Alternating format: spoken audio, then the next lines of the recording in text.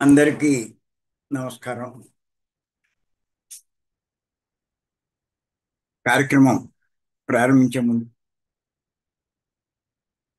గురువు గారు బ్రహ్మర్షి పత్రి గారికి ఒకసారి మనం ధన్యవాదాలు చెప్పుకోం. యోగీశ్వర్ల సందేశాలు చెప్పుకుంటున్నాం. అందులో భాగంగా కబీర్ యొక్క సందేశం చెప్పుకున్నాం. ఏమిటంటే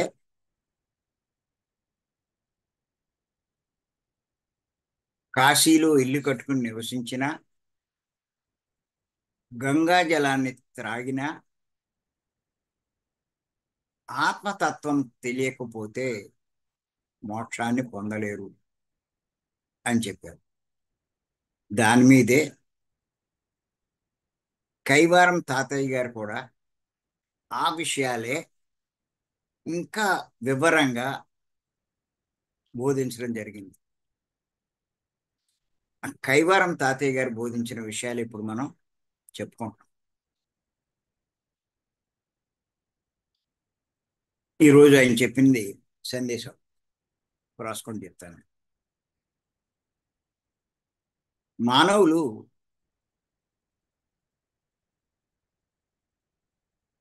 అంతరింద్రియ బహిరేంద్రియాలను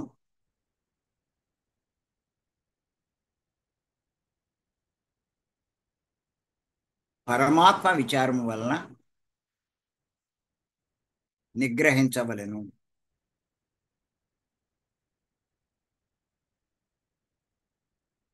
ఏమన్నారంటే పుణ్యకర్మలు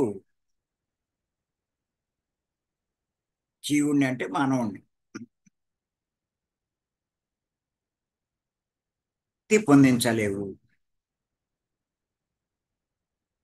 ఆచారములు శాస్త్రములు ముక్తిని కలిగించవు అని చెప్పారు. ఇక్కడ ముఖ్యంగా ఈ సందర్భంగా ఆయన చెప్పినటువంటి సందేశం ఏంటంటే అంతరేంద్రియ బహిరేంద్రియ వాటిని నిగ్రహించాలి. అది ఎలా నిగ్రహించాలో కూడా ఆయన వివరించడం జరిగింది. భగవంతుని విచారం వల్ల, అదే కదా ఆత్మతత్వాన్ని తెలుసుకోవడం, ఆత్మ విచారణ చేయడం, ఇవన్నీ చెప్పుకుంటూనే ఉన్నాం. అవి చేస్తూ చేస్తూ ఉంటే ఈ అంతరేంద్రియం ఏంటి, బహిరేంద్రియాలు ఏంటి, ఎవడైనా నిగ్రహించుకోగలడు.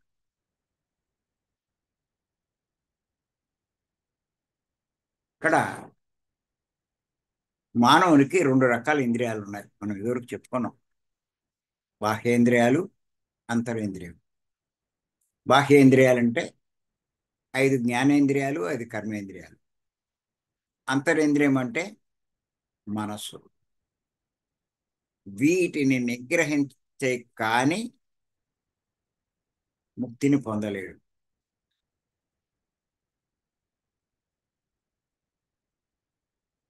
దాన్ని పరమాత్మ విచారణ వల్ల నిగ్రహించవచ్చు అని చెప్పన్నారు. అంటే భగవంతుని గురించి తెలుసుకుంటూ ఉంటే నెమ్మదిగా ఆ స్థితికి మనం చేరుకుంటాం. ఆత్మ విచారణ అమ్మ కూడా చెప్తూ ఉంటాడు, విచారణ చేయాలి. అదే చేస్తున్నాం మనం.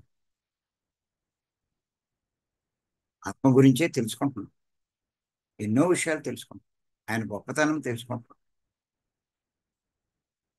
ఎప్పుడు పరమాత్మ యొక్క గొప్పతనం మనం తెలుసుకుంటామో, ఆత్మ యొక్క గొప్పతనం తెలుసుకుంటామో,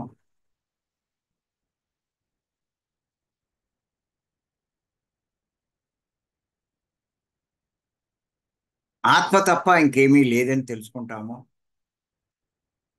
ఆత్మను ఆశ్రయిస్తే సమస్త దుఃఖాలు పోతాయని తెలుసుకుంటున్నాము. ఈ ఇంద్రియ సుఖాల పట్ల వ్యామోహం పోతుందండి. ఈ విషయాల పట్ల విరక్తి కలుగుతుందండి. వాళ్ళలో నెమ్మదిగా ఆత్మ పట్ల ఆసక్తి పెరుగుతూ ఉంటుంది.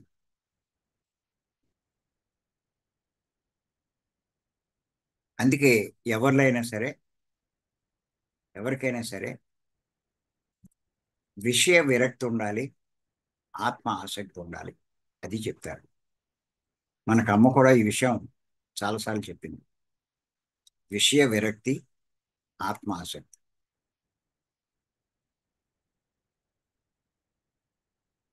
భగవంతుడు తప్ప ఇంకేమీ లేదు. చివరికి చేరుకోవాల్సింది ఆయన్నే, చివరికి తెలుసుకోవాల్సింది ఆయన్నే. అది చేసిన వాడు ఈ స్థితి సాధిస్తాడు. అది చేత ముఖ్యంగా ఫస్ట్ ఎవరైనా చేయవలసింది ఏంటంటే అంతరేంద్రియాలను, అంటే కర్మేంద్రియాలు, జ్ఞానేంద్రియాలు, మనస్సు, వీటిని నిగ్రహించాలి. అది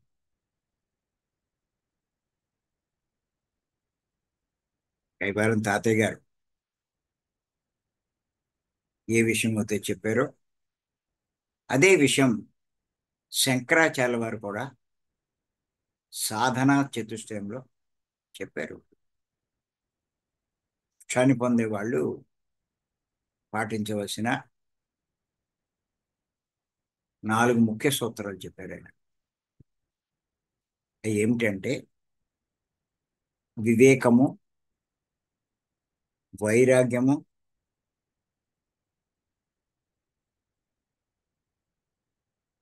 షట్సంపత్తి. షట్సంపత్తి అంటే 6.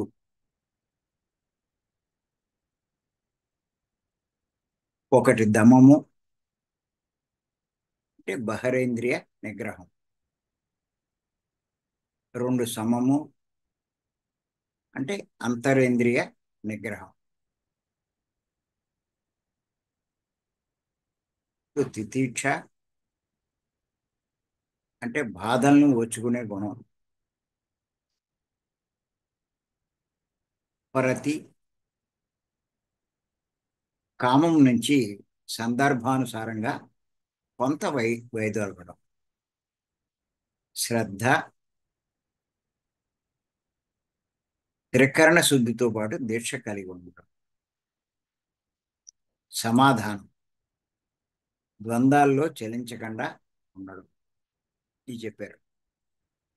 ఈ షట్సంపత్తిలోనే బహిరేంద్రియ నిగ్రహము, అంతరేంద్రియ నిగ్రహం ఉండాలి అని చెప్పి శంకరాచార్య వారు చెప్పారు. ఆ విషయమే కైవారం తాతయ్య గారు ఖచ్చితంగా మానవుడు తన అంతరేంద్రియాలను, బాహ్యేంద్రియాలను నిగ్రహించాలి.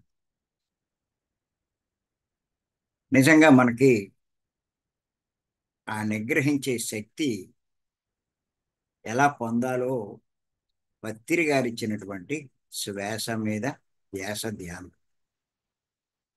అంత అద్భుతమైన సాధన ఇచ్చారు.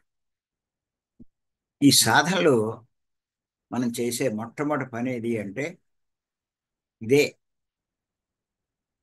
బహిరేంద్రియాలు, అంతరేంద్రియాన్ని నిగ్రహించడం. మీరు చూడండి,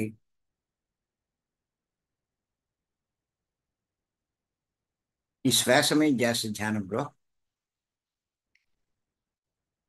ముందు బాహ్యేంద్రియాలన్నింటినీ నిగ్రహిస్తాం, ఏమీ చేయకుండా ఉంచేస్తాం. కళ్ళు మూస్తున్నాం, నోరు మూస్తున్నాం, చెవులకు ఏది వినపడకుండా నిశ్శబ్దాన్ని మెయింటైన్ చేస్తున్నాం.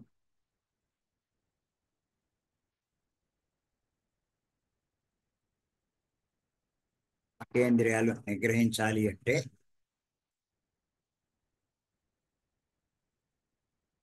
శబ్దాలు ఉంటే బాహ్యేంద్రియమైనటువంటి చెవి అది పనిచేస్తున్నాం.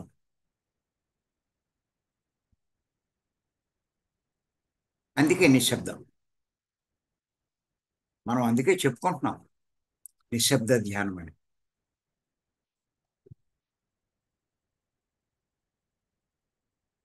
చాలా మంది శబ్దాలు పెట్టుకునే ధ్యానం చేస్తారు. ఇంక ఇంద్రియాలు ఎక్కడ అదుపులోకి వచ్చినాయండి? అందుకే పత్రిక గారు ఉన్నారు. రకరకాల ధ్యానాలు లేవు, ఉన్నది శ్వాసమే ధ్యాస అని చెప్పారు. చేత ఎంత నిశ్శబ్దంలో మనం పెట్టుకుంటే మీరు అంత ధ్యాన స్థితి తేలిగ్గా పొందుతారు. అసలు మనకి అంతరేంద్రియమే మనల్ని ఇబ్బంది పెడుతూ ఉంటుంది. అంతరేంద్రియంతో పాటు బాహ్యేంద్రియాలు కూడా ఇబ్బంది పెడితే ఇంకా మీరు ధ్యాన స్థితికి ఎక్కడ వెళ్తారు? ఏం సాధిస్తారు? ఇంద్రియాల్ని అదుపు చేయలేని వాడు ఏం సాధించగలరు? ఏం సాధించాలన్నా ముందు ఇంద్రియాల్ని అదుపు చేయాలి.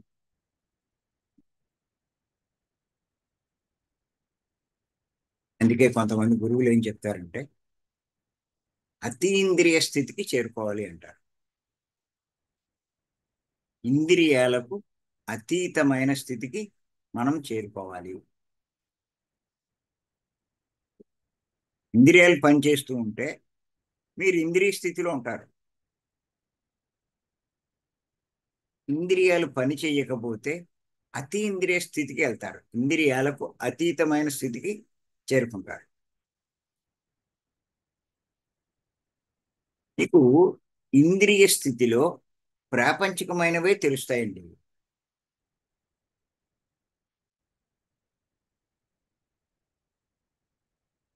అతీంద్రియ స్థితిలో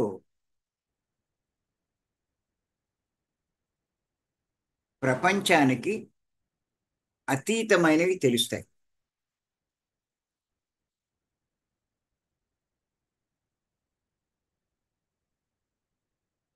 అంటే ఈ ప్రపంచాన్ని కళ్ళు చూడగలరు. ఈ కళ్ళు చూడలేని వాటిని మీరు చూడాలి అంటే అతీంద్రియ స్థితికి వెళ్ళవలసిందే. ఈ శరీరంతో ఈ ప్రపంచంలోనే తిరగగలం. మరి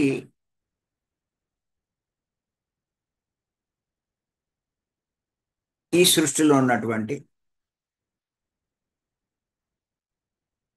ఆ సూక్ష్మ లోకాలు, కంటికి కనిపించినవి, ఇంద్రియాలకి అంతుపట్టనివి, ఆ లోకాలకు చేరుకోవాలంటే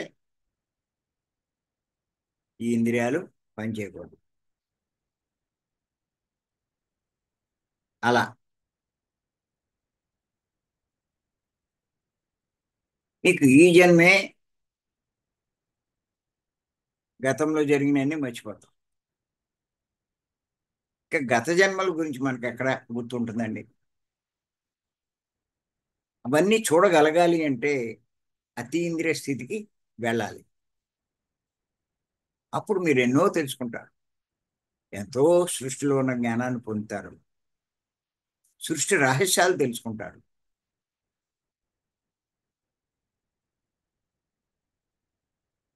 అందుకే శంకరాచార్య వారు సాధన చతుష్టయంలో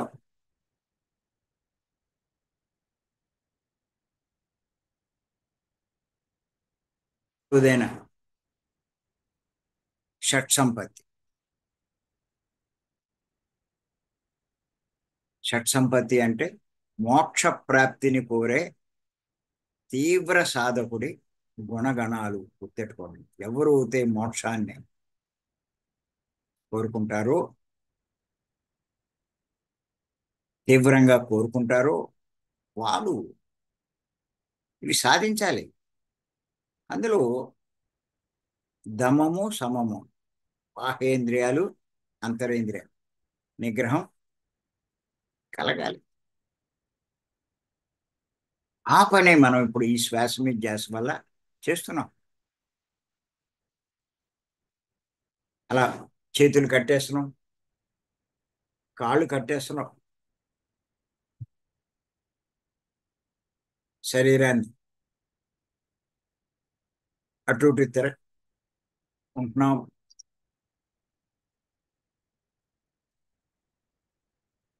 ఇన్ని చేసినా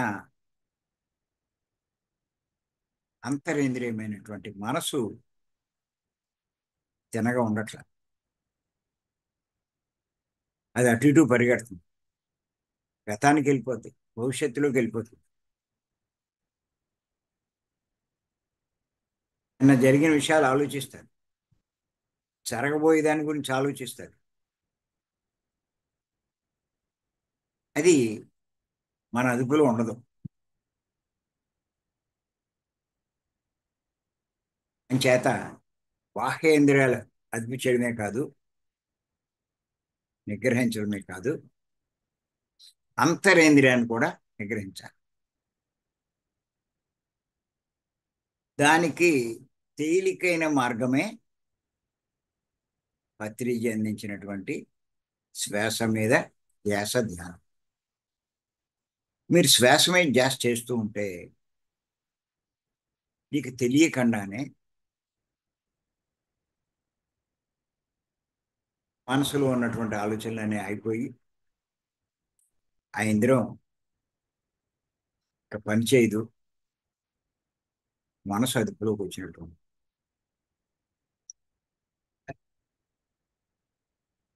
ఎప్పుడైతే మనసు ఆ స్థితిలో ఉందో నీ శక్తి పెరుగుతుంది, నువ్వు ఇంకా ఎన్నో తెలుసుకుంటావు. ఇలా పత్రిక మనకు చెప్తారు 4 చక్షువులు ఉన్నాయని. చర్మ చక్షువు, మనోచక్షువు, దివ్య చక్షువు, జ్ఞాన చక్షువు అని. చర్మ చక్షువుల్ని మూస్తే తప్ప మనోచక్షువు తెరుచుకోదు, మనోచక్షువుని మూస్తే తప్ప దివ్య చక్షువు సంపాదించుకోలేదు.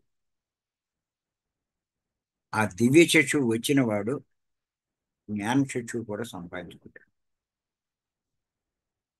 గుర్తుపెట్టుకోండి. అంచేత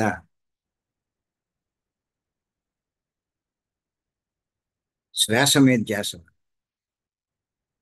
అంతరేంద్రియమైన మనసును కూడా మనం నిగ్రహించవచ్చు. అన్ని ఇంద్రియాలు నిగ్రహించినప్పుడే, ఇందులో ముఖ్యమైన మనసును నిగ్రహించినప్పుడే,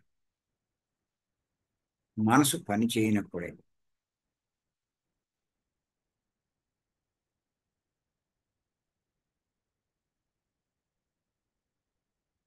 ఏమైనా సాధించగలడు. జ్ఞానాన్ని పొందగలడు, కర్మల్ని రహితం చేసుకోగలడు, మోక్షాన్ని పొందగలడు, జీవిత లక్ష్యాన్ని సాధిస్తాడు, గమ్యాన్ని కూడా చేరుకుంటాడు. అది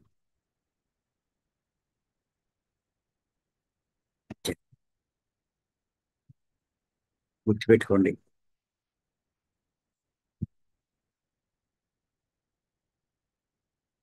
మోక్షం పొందాలనుకునే వాళ్ళకి ముందు ఈ బాహ్యేంద్రియాలు అంతరేంద్రియాలు నిగ్రహించడం అన్నది చాలా చాలా ముఖ్యం. గుర్తుపెట్టుకోండి.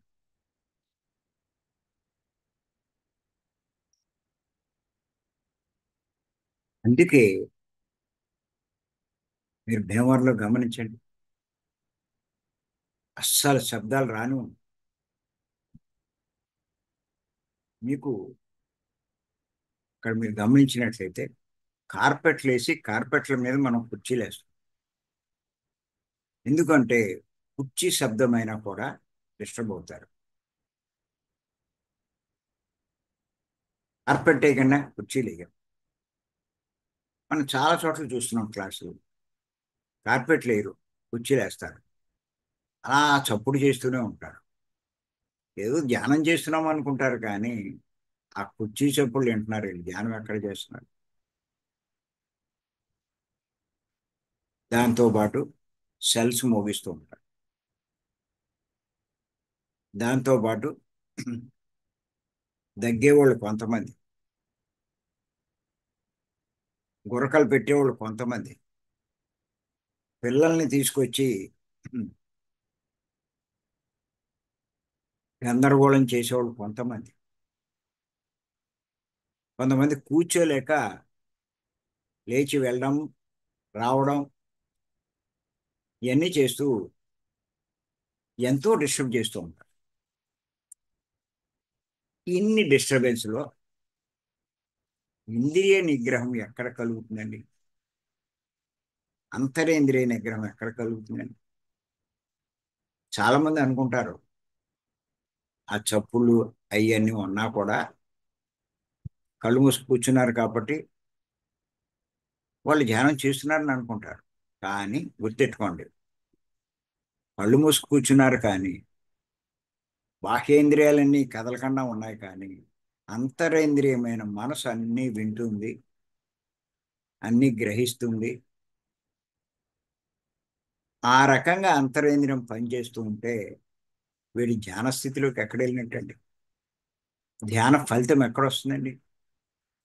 ఎన్ని గంటలు కూర్చుంటే మటుకు ఉపయోగం ఏంటండి? గట్టిగా మాట్లాడితే కూర్చోలేడు కూడా.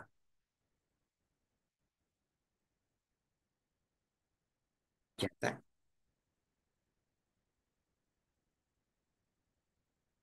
ఈ ఇంద్రియాలను నిగ్రహించడం అన్నది చాలా ముఖ్యం. అందుకే కైవారం తాతయ్య గారు మనకి ఈ విషయం చెప్పడం జరిగింది, ఇంద్రియాలు నిగ్రహించాలని. అదే శంకరాచార్య వారు సాధనా చతుష్టయంలో అదే చెప్పడం జరిగింది.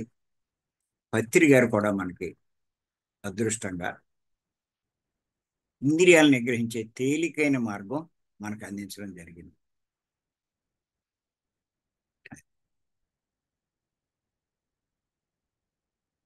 ఆయన ఇంకా ఏం చెప్పారంటే, తాతయ్య గారు,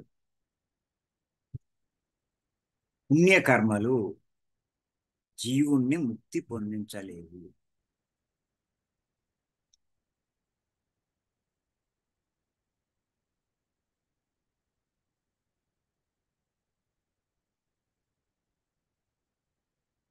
సమాజంలో పాపకర్మలు చేయకూడదు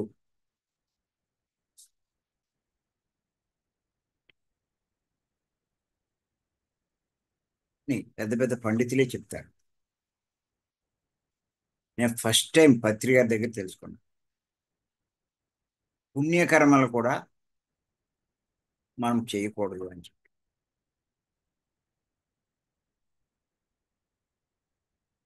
భగవద్గీతలో కూడా చెప్పబడింది, పుణ్యము వద్దు, పాపము వద్దు. అన్నమాచార్య వారు కూడా చెప్పాడు, తెగదు పాపము తీరదు పుణ్యం అని. ఎవరైనా చెప్తున్నారు, కాదు పుణ్యం ఎందుకు వద్దంటారు?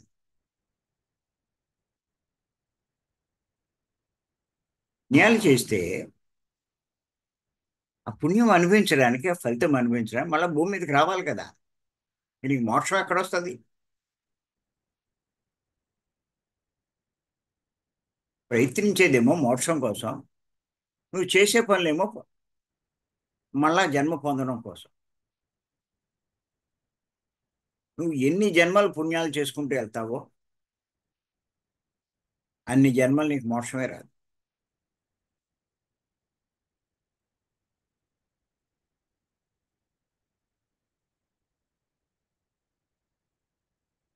అంచేత ఈ విషయం కూడా మనం చాలాసార్లు చెప్పుకున్నాం, క్లాసులో కూడా చెప్తున్నాం. మనం ముక్తి కర్మలే చెయ్యాలి, ఆత్మ కర్మలే చెయ్యాలి. పాపకర్మలు చేస్తే ఇనప గొలుసు, పుణ్యకర్మలు చేస్తే బంగారం గొలుసు. అంటే బందీవే. నువ్వు బంధ విముక్తుడు కావాలి కానీ బంధించబడకూడదు. అది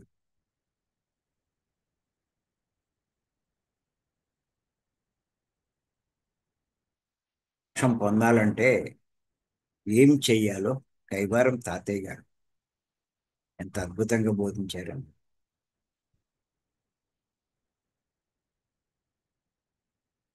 ఇంకా ఏమన్నారంటే ఆయన, ఆచారాలు శాస్త్రాలు ముక్తిని కలిగించలేవు అని చెప్పారు. మీరు చూడండి, ప్రతి ఒక్కళ్ళకి ఎంతో నమ్మకం. గట్టిగా మాట్లాడితే మూఢంగా నమ్ముతారు. మూఢ నమ్మకాలు అంటారు దాన్ని.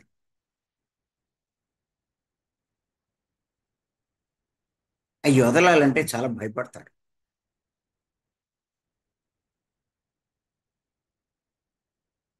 మతంలో కొన్ని ఆచారాలు, ఒక్కో కులంలో కొన్ని ఆచారాలు ఉంటాయి, ఒక్కో కుటుంబంలో కొన్ని ఆచారాలు ఉంటాయి. ఆచారం అంటే తరతరాల నుంచి ఆచరించుకుంటూ వస్తున్నవే ఆచారాలు, గుర్తెట్టుకోండి. తరతరాల నుంచి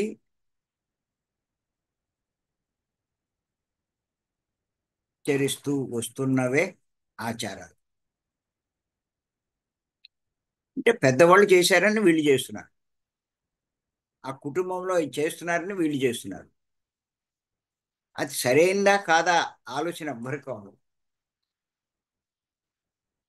చూడండి, ఒక కుటుంబంలో తరతరాల నుంచి మాంసం తినడం అలవాటు, ఆచారం. ఇప్పుడు మీరు ఎవరైనా వాళ్ళకి మాంసం తినద్దు అని చెప్పారనుకోండి, చాలే చెప్తావు, మా పెద్దలు తిన్నారు, తాతలు తిన్నారు, వృద్ధంట పెట్టి వాళ్ళకి ఏమైంది, బాగానే ఉన్నారు కదా, ఇలా మాట్లాడతారు. అలాగే పూజల గురించి విగ్రహాల గురించి చెప్తే ప్రపంచమంతా చేస్తున్నారు,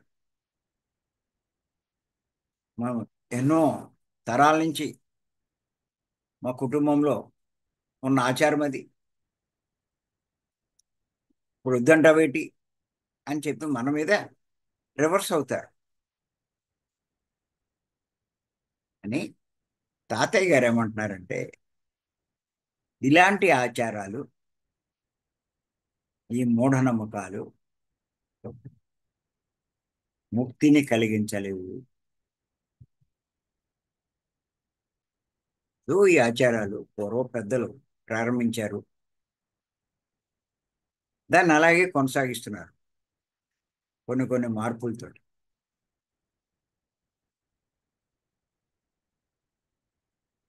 అలాగే శాస్త్ర, మన పండితులు వాళ్ళు చెప్తారు, శాస్త్రాల్లో ఇలా ఉంది. ఆయన ముందు ఉదాహరణ శాస్త్రం గురించి చెప్తారు, ఆ శాస్త్రంలో ఎలా ఉంది, ఈ శాస్త్రంలో ఎలా ఉంది.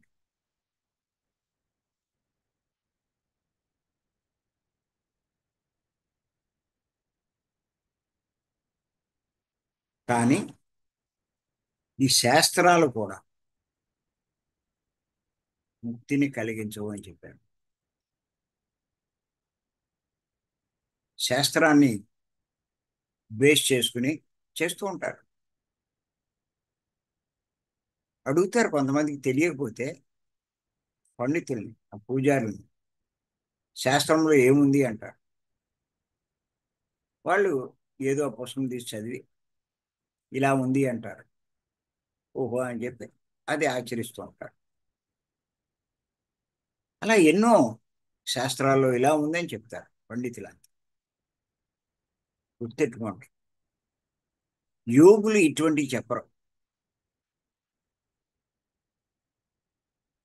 దానికి అంటే ఇంకా పైకి ఇంకా ముఖ్యమైన విషయాలు చెప్తారు. గొప్ప యోగీశ్వరుడు కాబట్టే కైవారం తాతయ్య ఇవన్నీ చెప్పడం జరిగింది. మీరైనా గుర్తుంచుకోండి. మా ఇంట్లో ఆచారం అండి, మా కులంలో ఆచారం అండి, మా మతంలో ఆచారం అండి, వీళ్ళు ఎప్పటికీ ముక్తి పొందలేరు. అవి ఆచారాలు పట్టుకుని మీరు ఏలాడుతున్నంత కాలం మీరు ఎప్పటికీ ముక్తి పొందలేరు. నువ్వు 50 జన్మలు తీసుకో, 100 జన్మలు తీసుకో, 300 జన్మలు తీసుకో, నువ్వు ఆచారాలు వదిలినప్పుడే ముక్తిని పొందుతావు. ఇంకెన్ని పనులు చేసినా ముక్తిని పొందలేవు.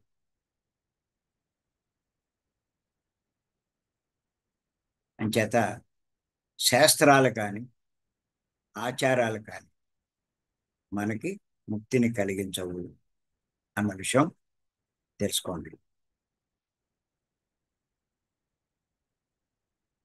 ముక్తిని పొందాలంటే అంత తేలిక కాదండి. ఇది మోక్షము అంటే భగవంతుని స్థితి పొందడం, భగవంతునిలా తయారవడం. ఇవన్నీ పండితులకి వీళ్ళు చేసేవి, కానీ భగవంతుని యొక్క ప్రవర్తన అలా ఉండదు. మనం 3-4 రోజుల నుంచి అయ్యేగా చెప్పుకున్నాం. నువ్వు ఆత్మస్థితి, భగవత్ స్థితి పొందాలంటే నీ ప్రవర్తన ఎలా ఉండాలి అన్నది తెలుసుకున్నాం. ఇంకేంట గుర్తుపెట్టుకోండి, ఆ పనులే మనం చేస్తున్నాం. ఇంకా ఇంకా నేర్చుకుంటున్నాం, ఇంకా ఇంకా తెలుసుకుంటున్నాం.